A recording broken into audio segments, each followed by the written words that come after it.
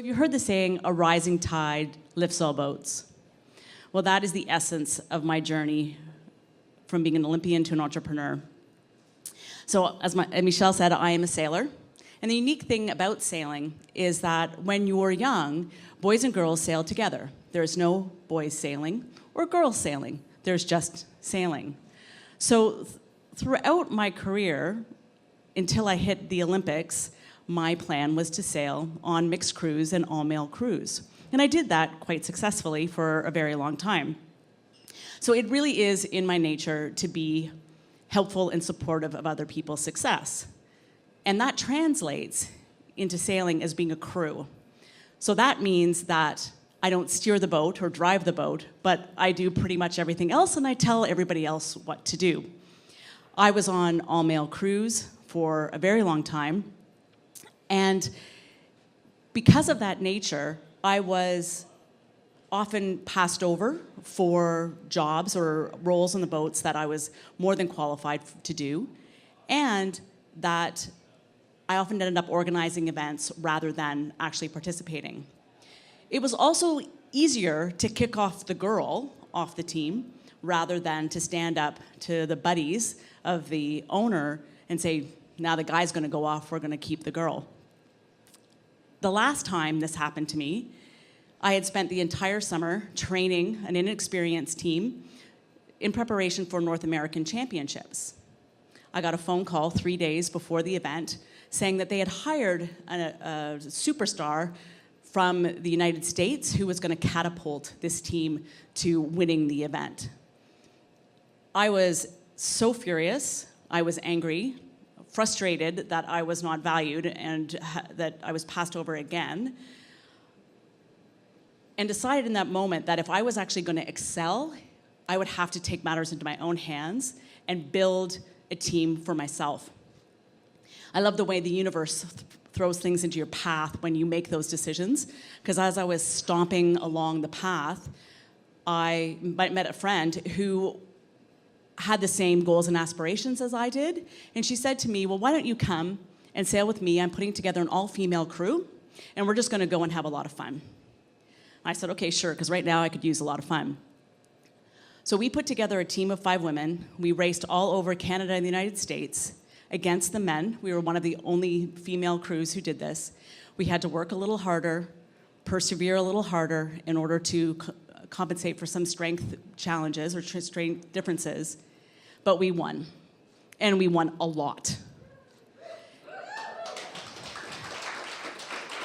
And that all-male team that kicked me off for the US Superstar was last in that regatta. So, yes, I did have this Olympic dream for a long time, but because I was a helper and a supporter of others, that dream kind of got put in the back of my head and sort of stayed there for a long time. I was at the Sydney Olympics in 2000 in my role as helper, volunteering for the VIP hospitality program, and I saw the sailors coming in from the Canadian team, and a lot of these people I'd coached, I'd supported, I'd competed against. And a few months before that, the type of boat that I was sailing was named as an Olympic class. This happens in sailing on occasion to address technology and other evolutions in the sport. And as I was standing on the dock, I was going, well, why would I not pursue this myself? You've beaten these people, you've sailed against these people, why not? I guess I'd always been inspired to pursue a path of excellence because my father's a 2-time Olympian. My mother, who's in the crowd tonight, competed in the Canadian Open Golf when she was 18. And I was surrounded by Olympians. My coaches were Olympians. I grew up at a sailing club that produced 75% of the Canadian Olympic team, but I just never thought it was my time until that moment on the dock. And I decided that I was going to put together a team that was going to pursue this goal. Now, when you make a decision to be an Olympian, you commit to at least 4 years, if not 8 or more, to pursue this Olympic journey, to get up every day and to become a little bit better to pursue that goal.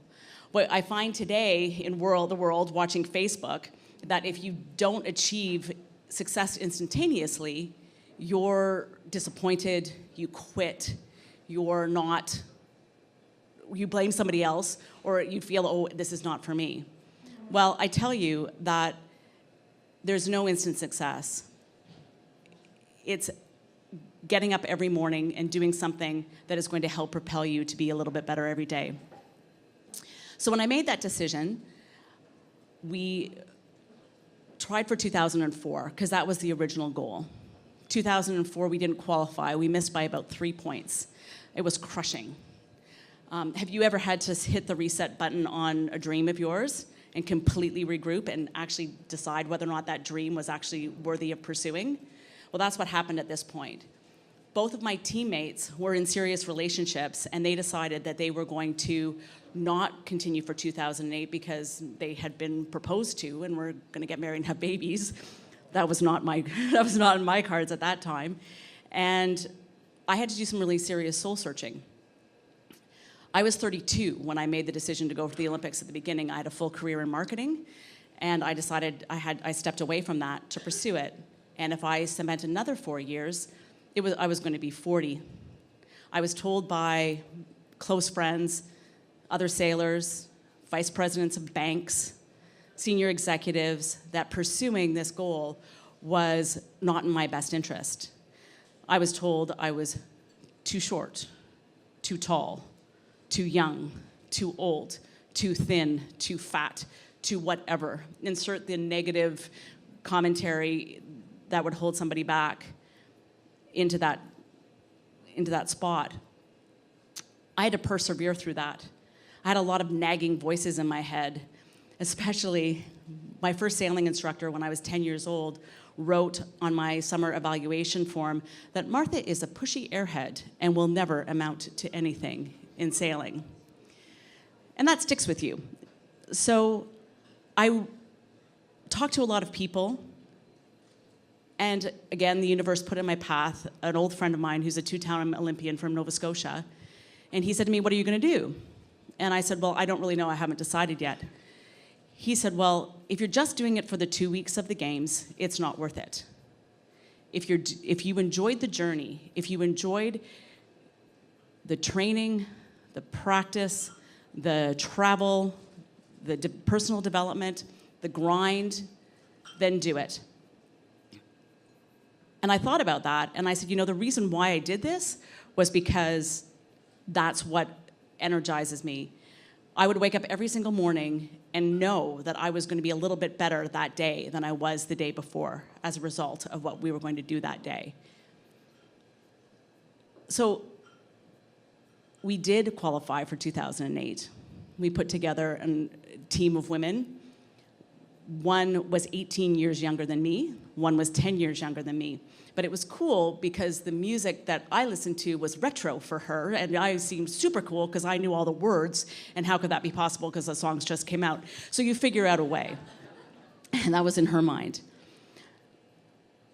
So we went to 2008, and not only did we qualify, not only did we get to wear the Canadian flag on our jerseys, but we were the top performing athletes of the entire Canadian team after the first 2 days of the Olympics.